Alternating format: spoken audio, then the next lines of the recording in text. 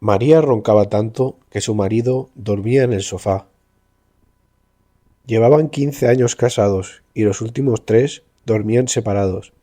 Ella se sentía culpable y él estaba ya agotado. María probó de todo, cambiar de posición, almohadas especiales, incluso fue al médico, pero nadie le explicó algo básico. Los ronquidos vienen de respirar por la boca. Cuando tu boca se abre, los tejidos de la garganta vibran. Es física pura.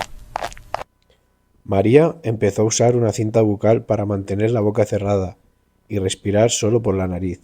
En una semana, su marido volvió a la cama. Si tú o tu pareja roncáis, esto podría cambiar vuestras noches.